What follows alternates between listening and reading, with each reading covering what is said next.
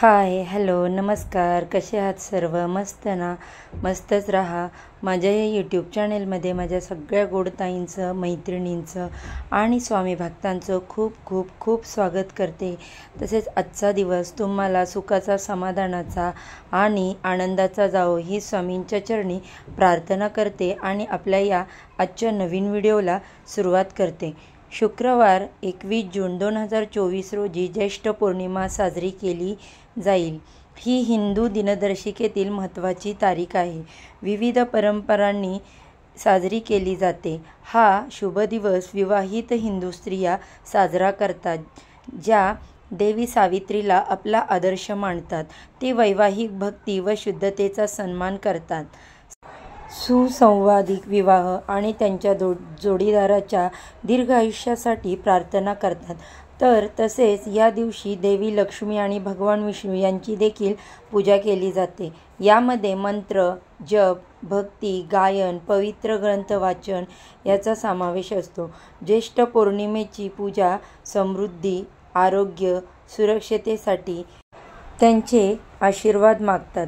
विश्वाचे रक्षणकर्ते, संपत्तीचे देवता भगवान विष्णू आणि देवी लक्ष्मी यांच्या दैवी कृपेची मागणी केली जाते. याशिवाय या दिवशी स्नान आणि दानाला सुद्धा महत्त्व आहे.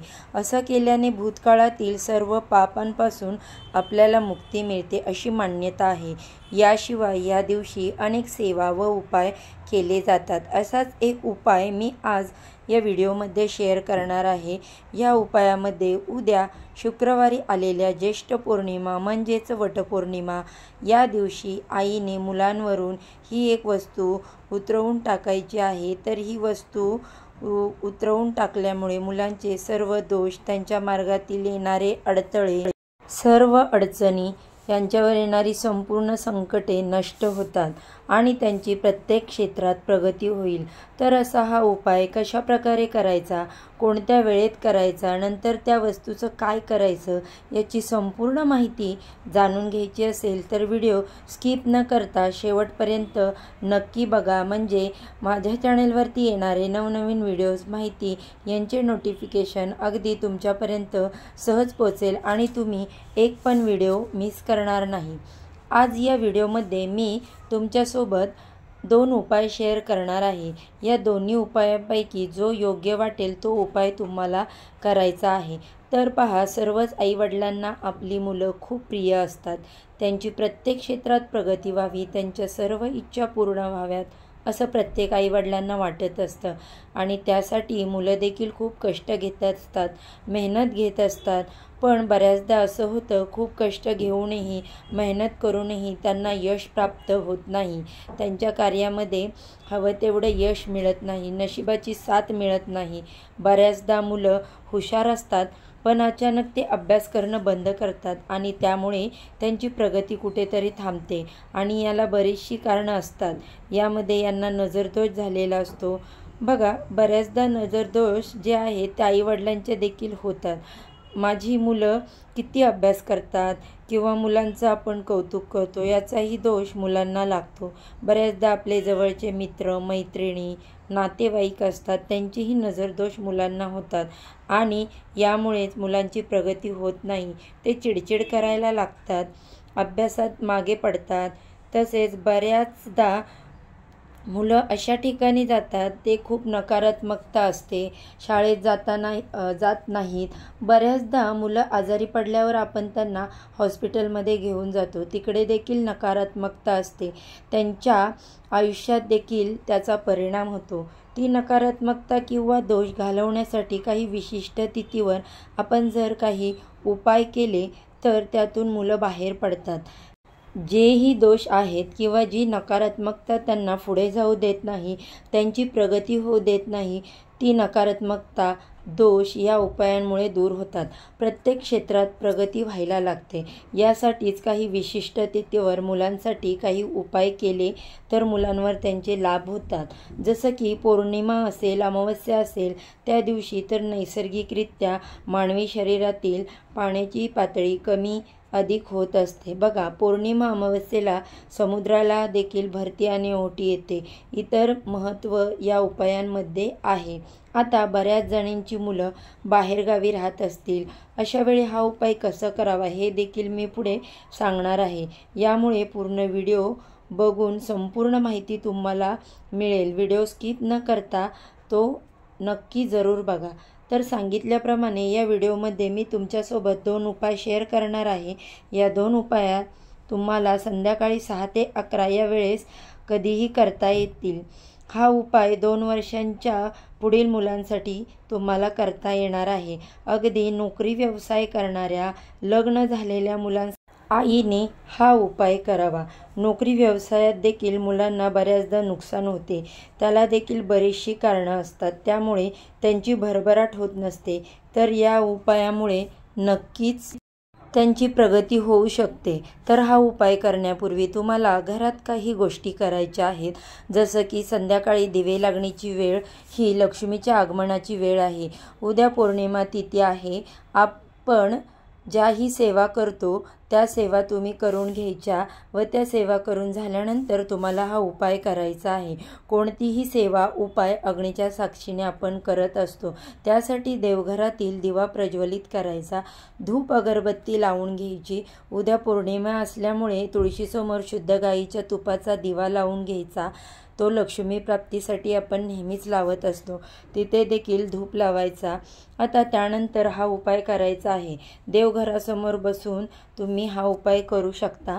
तुमच्या देवघरासमोर जर जागा नसेल तर तुम्ही हॉलमध्ये देखील मुलांना बसून हा उपाय करू शकता. मुलांना बसवताना त्यांना एखाद्या आसनावर द्यायचं आहे. जमिनीवर बसून कोणतेही उपाय किंवा सेवा करू नये. असे केल्याने तुम्ही केलेली सेवा व उपाय जे आहेत ते धरणी मातेला जाऊन मिळतात. म्हणून आसन द्यायचं आहे. मुलांच्या तोंड जे आहे ते दक्षिण दिशेला होणार नाही याची काळजी घ्यायची आहे. त्यांना अशा प्रकारे बसवायचं. बाकी कोणत्याही दिशेला तोंड केलं तरीही चालेल.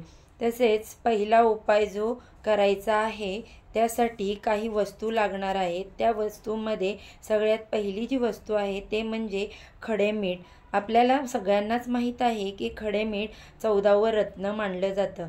समुद्र मंथनातून त्याची उत्पत्ती झालेली आहे. देवी लक्ष्मीचा भाऊ हा खडे मिठाला मानलं जातं.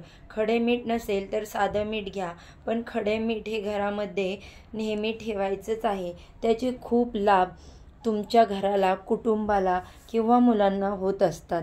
यानंतरची दुसरी गोष्ट किंवा वस्तू तुम्हाला घ्यायची आहे ती म्हणजे पिवळी मोहरी. खडे मीठ व पिवळी मोहरी नकारात्मकता संपूर्णपणे नष्ट करण्याचे काम करते. यासोबतच तुम्हाला सुकलेल्या 4 मिरच्या घ्यायच्या आहेत. आता या मिरच्या कशासाठी घ्यायच्या हे मी पुढे तुम्हाला सांगणारच आहेत. या मिरच्या देठासहित घ्यायच्या आहेत. आणि त्यानंतर अजून 2 वस्तू तुम्हाला घ्यायच्या आहेत. त्या म्हणजे लसणाच्या पाकळ्या व सुकलेल्या कांद्याच्या पाकळ्या. या सर्व वस्तू तुम्हाला तुमच्या उजव्या हातात पकडायच्या आहेत किंवा तुम्ही एका प्लेटमध्ये देखील घेऊ शकता. त्या प्लेटमध्ये ठेवायच्या आहेत. तुमची एकापेक्षा जास्त मुलं असतील तर प्रत्येक वेगवेगळ्या वस्तू तुम्हाला एका प्लेटमध्ये तयार करून ठेवायच्या आहेत. तर मुलांच्या डोक्यापासून ते पायापर्यंत असं 7 वेळा उतरून घ्यायचं. उतरवून घेत असताना तुम्हाला एक मंत्र म्हणायचा आहे. तो मंत्र असा की आल्या गेल्याची, भूताखेताची, घरातल्यांची, बाहेरच्यांची, ज्यांचीही कोणाची नजर लागली असेल ती चुलीत जाऊ दे, हा मंत्र म्हणायचा. त्या वस्तू 7 वेळा उतरवून घेतल्यानंतर चुलीत टाकायच्या आहेत. आजकालच्या काळात चुली कुठेच नसतात. तर त्यासाठी एखाद्या पणतीमध्ये किंवा मातीच्या भांड्यामध्ये भीमसेन कापूर घ्या. तो प्रज्वलित करा आणि त्यामध्ये या वस्तू तुम्ही जाळायच्या आहेत. बघा, लाल मिरची घेण्याचं कारण म्हणजे जर तुमच्या मुलाला नजर झाली असेल तर या लाल मिरच्यांचा ठसका होत नाही. जीही नजर दोष असतील तर ते संपूर्णपणे नष्ट होतात. आता यानंतरचा दुसरा उपाय आपल्याला करायचा आहे. तुमची मुलं जर वारंवार आजारी पडत असतील, खेळल्यानंतर त्यांना दम लागत असेल, खूप थकवा येत असेल तर त्यानंतरचा हा उपाय करू शकता. त्यासाठी तुम्हाला तुरटी घ्यायची आहे. त्यासोबत पिवळी मोहरी घ्यायची आहे. सेम अशाच प्रकारे मुलांवरून त्या वस्तू 7 वेळा उतरवून घ्यायच्या आणि सांगितलेला मंत्र तुम्हाला म्हणायचा आहे. त्यानंतर या दोन्ही वस्तू तुम्हाला मातीच्या भांड्यात जाळायच्या आहेत किंवा तुमच्या घरात चूल असेल तर चुलीमध्ये जाळायच्या आणि तयार झालेली जी रक्षा आहे ती झाडाखाली टाकून द्यायची. तुरटी आणि मोहरीचा उपाय तुम्हाला दिवसातून 3 वेळा करायचा आहे.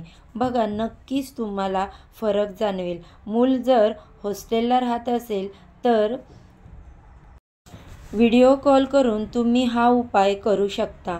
अशा प्रकारे उपाय केल्याने मुलांच्या मार्गात येणारे दोष, अडचणी, अडथळे दूर होतील. मुलांची प्रत्येक कार्यामध्ये प्रगती होईल. मुलं अभ्यासामध्ये अगदी अग्रेसर राहतील. तसेच त्यांनी जे पण काही ध्येय मनामध्ये पकडलेलं आहे ते साध्य होण्यास मदत होईल. चला तर मग आजचा व्हिडिओ तुम्हाला थोडा जरी हेल्पफुल वाटला असेल तर माझ्या व्हिडिओला लाईक, शेअर आणि सबस्क्राईब करा आणि तुमच्या मित्रमंडळी तसेच परिवारासोबत तो शेअर करा. म्हणजे याच्यामध्ये मी जी माहिती दिली आहे त्या माहितीचा उपयोग त्यांना देखील होईल. तर चला मग उद्या एका नवीन विषयावरती पुन्हा भेटू. सर्वांना श्री स्वामी समर्थ.